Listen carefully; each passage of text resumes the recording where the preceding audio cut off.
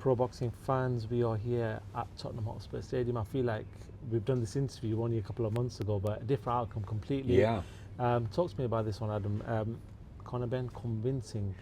I was just saying to Conor in the dressing room in April, I was giving him a hug and he was in tears and his world had caved in, and tonight it's tears of joy. It's a curious sport, our business, and it's an amazing one. I don't think anyone, maybe outside of the close team Ben, would have predicted quite as wide a margin, quite as dominant a display, quite a shift from the first fight, wasn't it? Yeah, Conor was brilliant tonight, executing the game plan. I thought he was quick. I thought his feet were good. I thought his jab was terrific, especially for the body.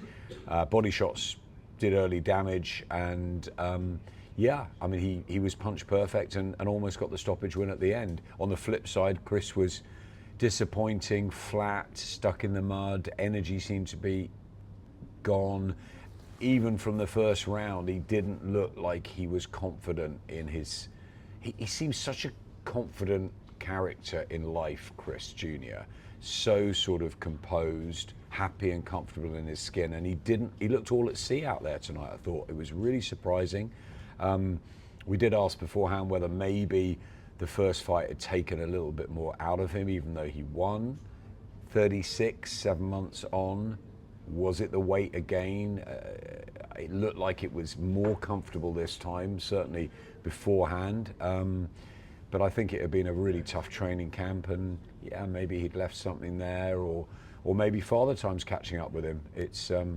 It's one to debate. It's one for the Eubanks to sit down and work out what they want to do next. It's 1-1. They might want to try and push the third fight, although Team Ben are very anti that. Certainly in the dressing room, Nigel doesn't want to see it again. And certainly Conor wants to go down to welterweight. So we'll see. Maybe there'll be a public clamour.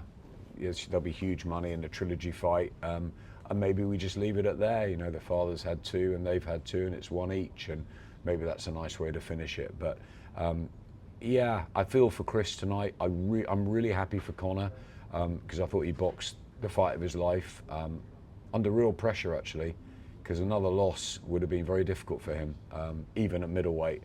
But I think he came on from having that 12 rounds at middleweight in April, and I thought he boxed really well. But yeah, I was sad for Chris. It was tough to watch him tonight, and he'll be very, very disappointed. Look, he's got twins on the way. He's got, you know, family. He's got Raheem. He's got a lot of money now.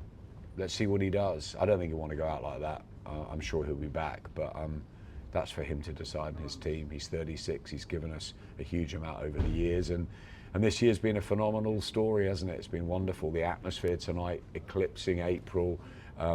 We had his dad turning up last time out of the blue. We had 50 Cent turning up tonight out of the blue. I mean, that was incredible. They managed to keep that quiet. Yeah, ring walks were extraordinary. Performance was great. And I thought the respect from Chris at the end was real tip-top as well. Really good, you know, to give Conor his night. Adam, over the years, you've seen fighters who probably called you, and I think you've actually mentioned in interviews where they might have called you the next day and they said to you, like, I never felt myself there. You know, it might be the end of the road for me. Did you, by watching Chris, did you get that feeling and that same experience that you've had with previous fighters that you've spoken to in the past? Yeah, a little bit. David Hay was one that called me the morning after he fought Tony Bellew for the second time. He'd had a really good training camp and he was absolutely ready to go, and he was obviously really disappointing. Tony Bellew was great, you know, took him out quicker than he did the first time. And David called me the very next morning and he said, Adam, I think it's over. I just didn't feel it in there. I felt I was slightly off. My legs weren't really there. I spoke to Carl Frampton both off camera and on camera about Jamel Herring, and he said the same thing. He just wasn't there. He just one day he turned up at the office. The camp had gone great, but under the lights with the gloves, just the movement, little things. Yeah, and I saw Chris tonight, as I said, whether it was partly the weight, whether it was partly the 12 rounds he had in April. At this stage of his career, he's had over 250 rounds, or whether it was Conor Benn's terrific boxing tonight, or maybe a mixture, but it was hard watching Chris, and I did feel like something had caught up with him, whether it's the weight, whether it's father time, I don't know. I'm not in the inner circle. They were all saying afterwards that there were difficulties in or out the ring. I don't know. He's had a very, very tough time losing his brother, taking his nephew under his wing, but he seemed happy. He seemed happy in the build up. He seemed very focused all fight week.